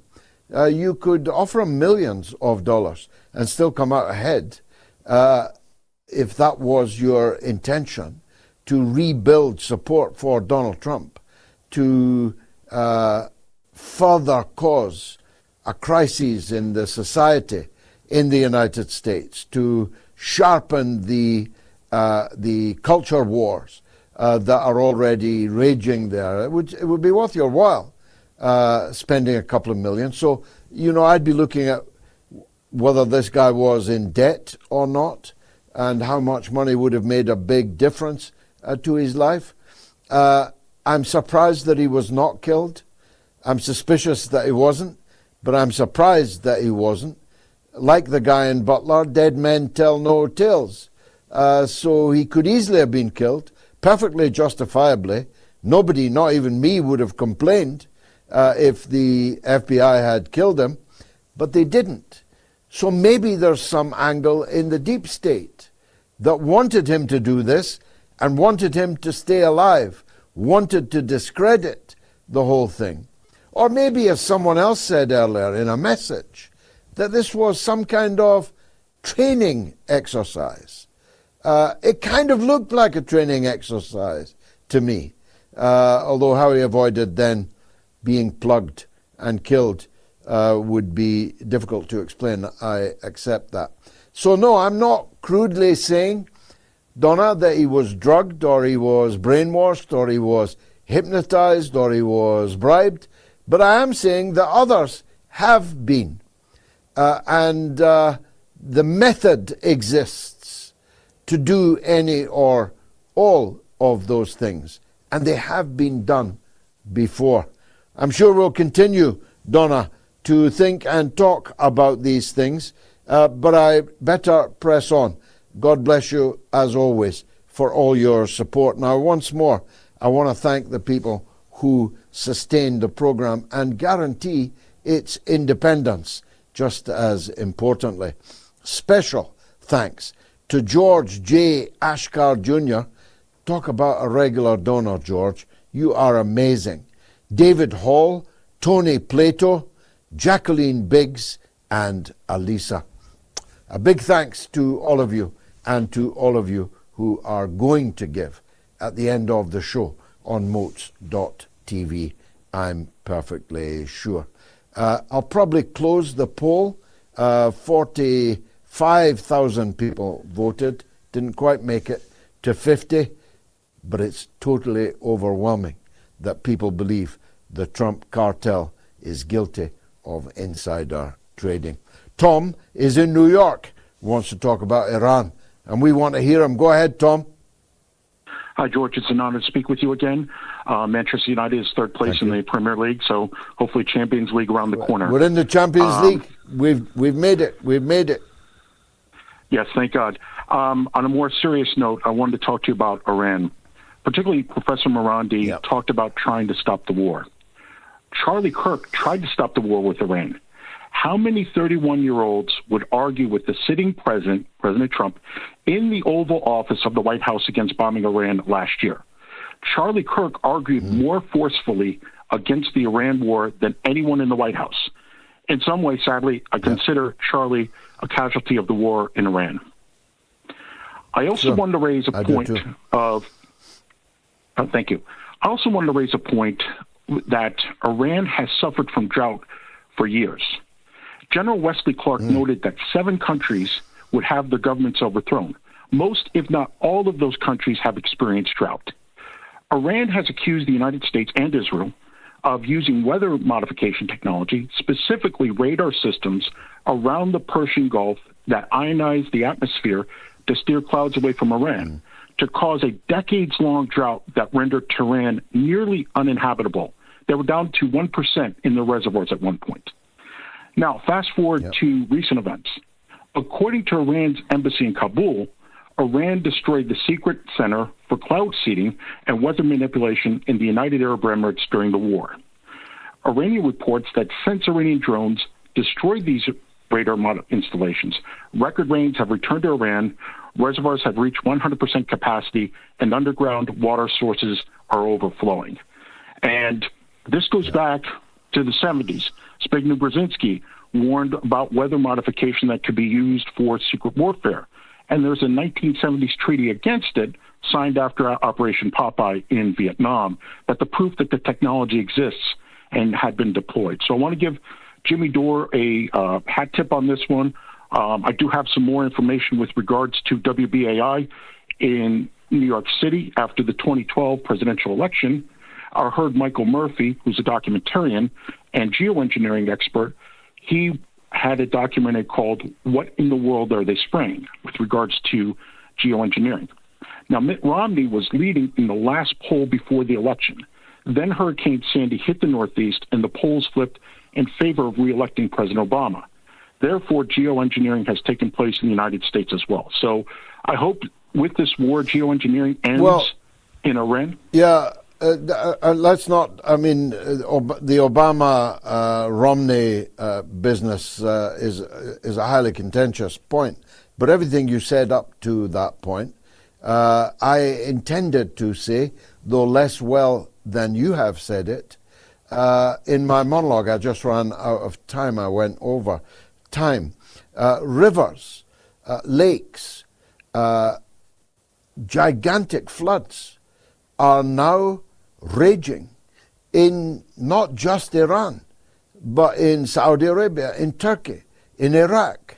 Rivers that have never flowed for centuries are now brimful of water. It is snowing in Iran. For the first time in very many years, Iran had the drought that you described and was on the point of considering the evacuation of the capital, Tehran, because of a critical water shortage. And now there's water everywhere, and plenty of drops to drink.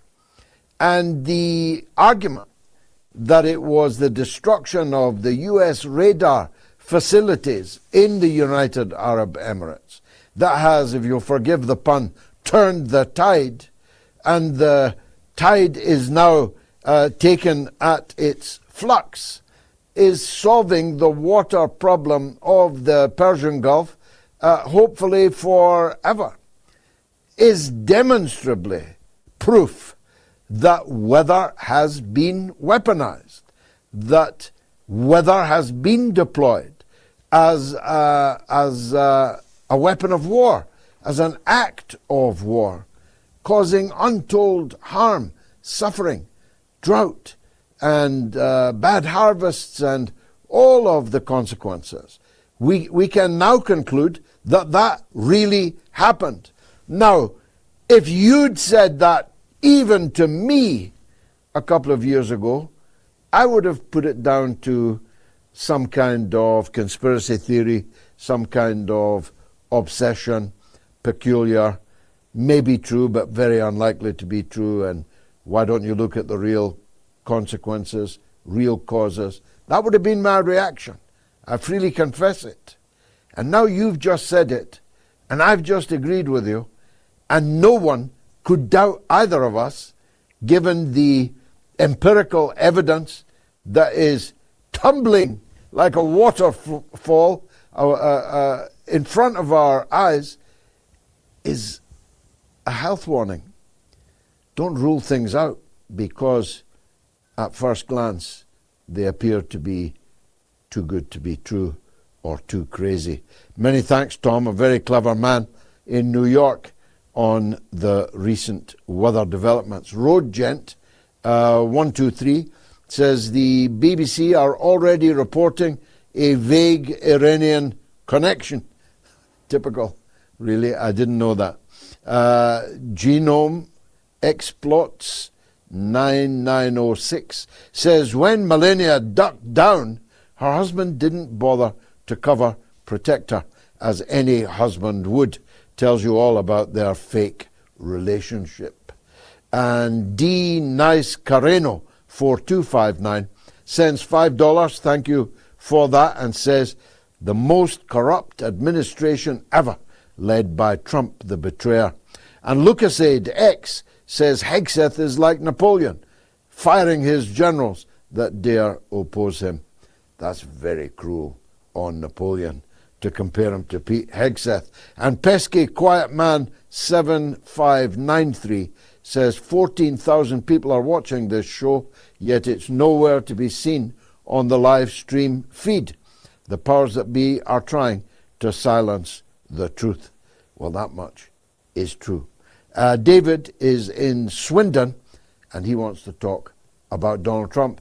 Go on, Dave.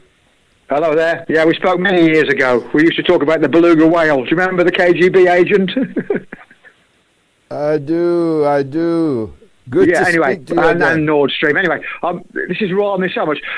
I've been watching the bit where the guy runs across the lobby, through the guards, and then he gets shot or not shot. And I'm looking at the thing. It looks like, and that's supposed to be directly outside the ballroom, yeah? Supposed to be. Yeah. Supposed to be. No. It's on. It was on the floor above, but he was certainly able to reach the ballroom if he had continued running and run through the other security details with the ease with which he ran through that one. Yeah, that's right. Well, I was looking at those doors because I believe that, looking at the layout of that hotel, there are 2 floors which are underground. You go down, and then you go down, and the ballroom is totally subterranean. Okay? Now, if you look, the bit that he runs past has got some, those glass doors that have push bars on to escape. Yeah. Well, surely they wouldn't be down there, underground. You can see the glass. No, but that's what I mean. Yeah, that's what I mean about this being the floor above. He would have had to go down 1 floor to get to Trump, but he was on his way. I mean, no one could have complained if he got 10 bullets in the back and then. Yeah, and the other thing that it looks very unprofessional. I mean, the lobby looks where the men are. They're sitting around and standing around when he makes the breakthrough. It looks like one of those benches you used to have in the school gym. Is a lot across there. Yeah. They've got no, He just runs through. They're still standing around, chatting. 2 of them are sitting on the ground. On the thing. One guy's standing, and Keystone Cops. Yeah, absolutely. That's why I agree with you. There's something really, really fishy going on that one. But how do all these guys fire at a running figure? Exactly. And none of them hit him. Mad. It can only be that they intended to. It can only be that they intended to miss. Lovely to talk to you again, Dave. Okay, then. In Talk Swindon, to you soon. Bye-bye. in England. Many thanks. Yeah, I hope so. Now, you can download the Moats podcast by scanning the QR code on your screen now. And you can listen to the weekly podcast via the moats.tv website. And once you've listened, please don't forget to leave a review and rate it. Now, tonight, we are in the top 10 for politics in Egypt, Uruguay, Bahrain, and Ghana. Wow, that's something. And we are in the top 30 for politics in the UAE, Jordan, Lebanon, and Sri Lanka. And we've got another legend on the line. It's May in Oklahoma. May, what do you make of it all? George, my dear hero. You and Gayatri and your team are my heroes. I want to talk about 3 things real quickly. First thing, I would like to ask everyone to pray for the people of Oklahoma, and particularly Enid, Oklahoma. It was just about flattened by an F4 tornado the other night, and people are struggling just to dig out of there. The second thing is kind of minor, but I'm still going to bug you about it. I'm still looking for ringtones for Moats, because we all go around and sing your little jingle. The other thing... I'll definitely do that. Thanks for reminding me. The other thing is I have a Facebook page called Trump's Magic 8 Ball, and I post some of your questions and some extra ones on it. So I just wanted to encourage everybody to kind of look at it, comment, and join in together. Where do you find that? Where do you find that, May? You just do a search for Trump's Magic 8, the number 8 ball on Facebook. It's a page, okay. And if you can't find it, message me somehow. You guys have my number, and I'll send you the link. But all right. Tonight I'm asking your question, is the Trump cartel engaging in insider trading? And it says, without a doubt. I mean, I could even name the suspect, the chief suspect. I could at least tell you how tall he is. But we better not go further down that rabbit hole. May, God bless you. And everyone, go to Facebook, Trump's Magic 8 Ball. I'll do it myself and sign up. May, I've got another legend on the line.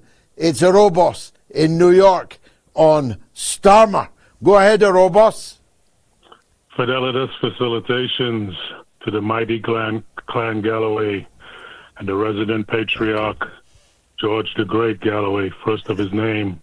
And of course, shout out to the people that sponsor Moats, the mother of all talk shows, make it possible for me, May, and all the other callers and the brilliant guests to be on, so no underestimating that. Yeah.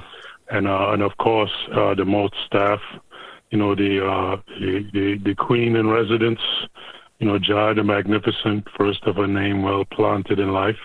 But before I get on to care, deep fried care there, Starmageddon, the Secret Service has to be the worst presidential security detail, perhaps in any industrial modern country. I mean, these guys are the absolute worst. If you look up a list, not even AI is able to track how many failures and mishaps, and they just need to be disbanded and sent away. And you replace them with revolving units with the Marines. The Marines would do a much better job being on point and with security. It's like, when you come around them, it's like, man, am I going to die tonight? What's going to happen? They should just be sent away. I think they're there specifically to threaten and intimidate presidents should they ever stray into the parvenu or the purview of looking out for the working class. A quick thing about Bulgaria real quick.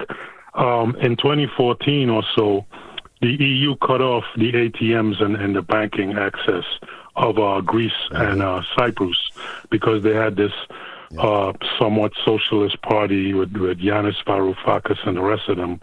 And they couldn't, and they basically broke them off at the knees. I think the same thing might happen to the Bulgarians. And I think a way they can deal with it is link their currency to gold and start using their own currency, and also get loans from China and Russia to cover their debt, to cover their national debt. Now, it's going to take a more than a brass neck. It's going to take a brass sack to have that done. It's going to take a lot of political courage, but it's something Bulgaria, I believe, can do. And, finally, because as Morpheus said to Neo in my favorite film of all time, The Matrix, time is always against us. Oh, yeah, and the Trump shooting thing, the thing I locked on, or I thought it was ridiculous from the moment I saw it. I was like, oh, not this again. For some reason, I got fixated on the SWAT guy who straddled the table, right? He was like near the butter dish, and it was like, do you want some salted nuts with your butter? It's like, what is he doing? He's just like sitting there, hanging out. The whole thing was a comedy, and to Donna's point, you get people. The FBI has an entrapment program where they find people that are mentally and emotionally disturbed, and it's not that hard to push them in the direction you want to go. But to finish off with Starmageddon, now we all know of the Strait of Hormuz. It seems like Starmageddon, he has the Strait of Hormuz, as they would say in West Chelsea over here. It's these Ukrainian rent boys, and you're absolutely right to point out that there's no insight into these people at all. And if it were you, they'd be up and down. They'd be through the finest hairs on you with a fine-tooth comb, pulling up all kind of dirt just to ruin you. So he's got the Strait of Hormuz versus the Strait of Hormuz, and we'll see what comes of that. Looking forward to Gayatri the Gracious, first of her name. Thank you, Moats. God bless you. Thank you, Erebos. They're all fixated on the Straits of Hormuz, but nobody seems to give a damn about the gays of Hormuz. Thanks to Robos in New York, the gracious Gayatri, the woman without whom the news would not be the news, has joined me.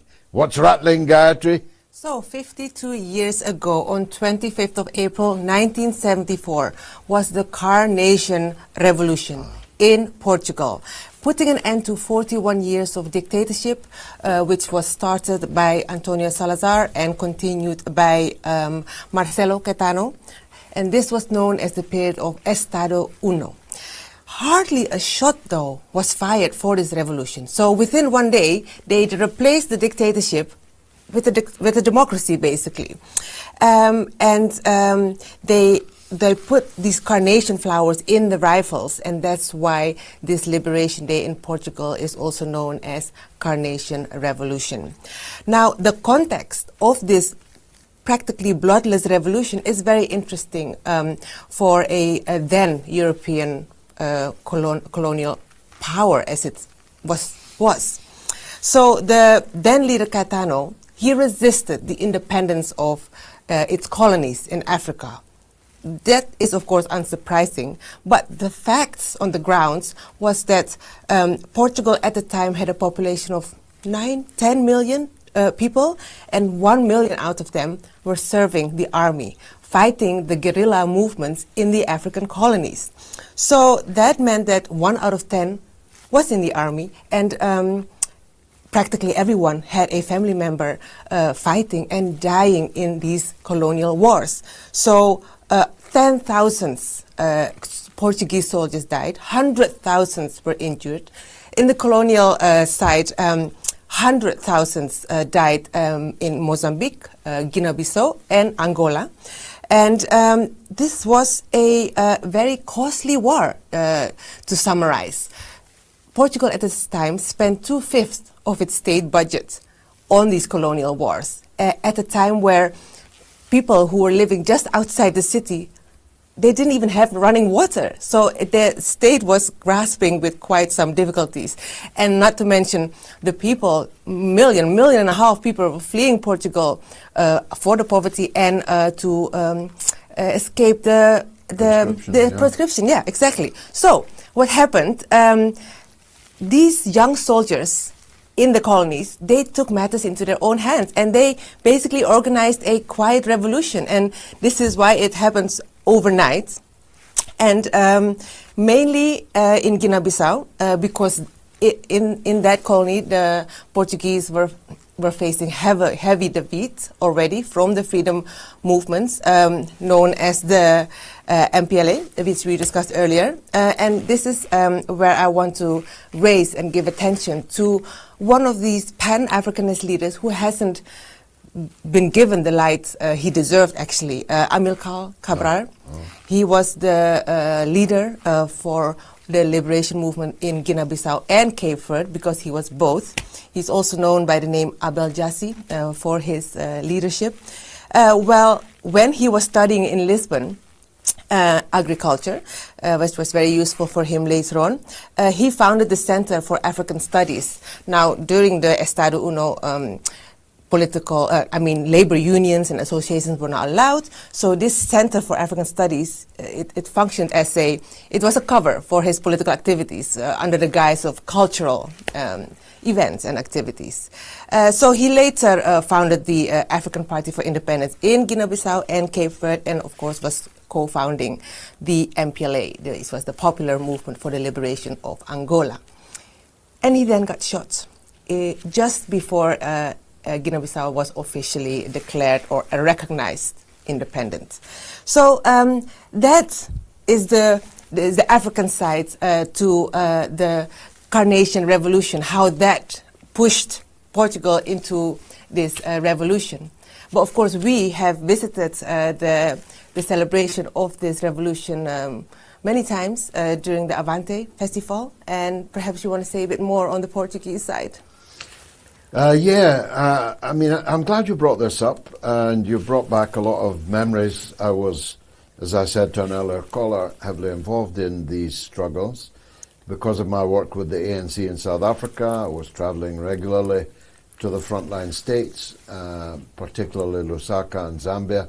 I met many of the top leaders of the liberation movements that were struggling against Portuguese colonialism, but I also have a long and loving relationship with Portugal.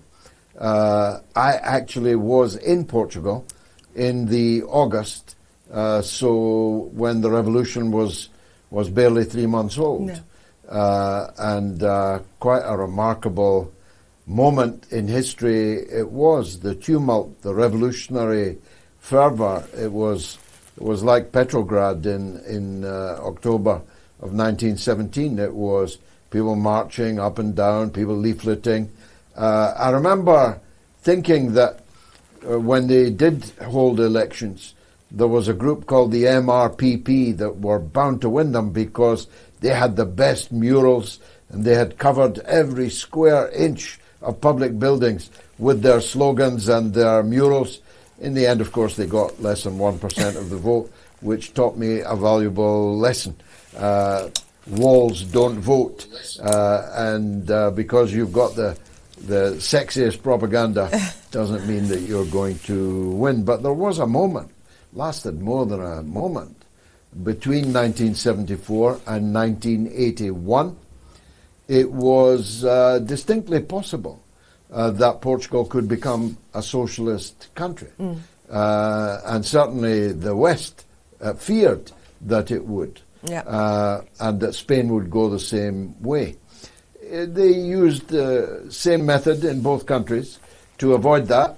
They exhumed the idea of socialism, social democracy, as an anti-communist counterweight, and they allowed the Socialist Party in both Spain and Portugal to come to power, precisely because neither of them were actually socialist parties. They only carried the name.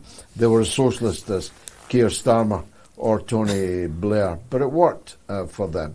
But that revolution was started by the broadcast of a banned patriotic song that was well known to be banned in Portugal. And so when people heard it first thing as the radio opened, they knew that something big was happening, and indeed it did. And so God bless all those who defeated fascism in Portugal, and all those who've made Portugal such a wonderful and beautiful country. I haven't been able to visit you for a little while, but I hope to do so soon. So, all hail the Portuguese Revolution. Good night from Gayatri and me. I hope you've enjoyed listening, watching the show as much as we have enjoyed making it. Two cracking guests. You could not get two better guests anywhere in the media, anywhere in the world. And I thought the monologue wasn't bad either. And some of the calls were simply terrific. So if you agree, see me again on Wednesday for the mother of all talk shows. Good night.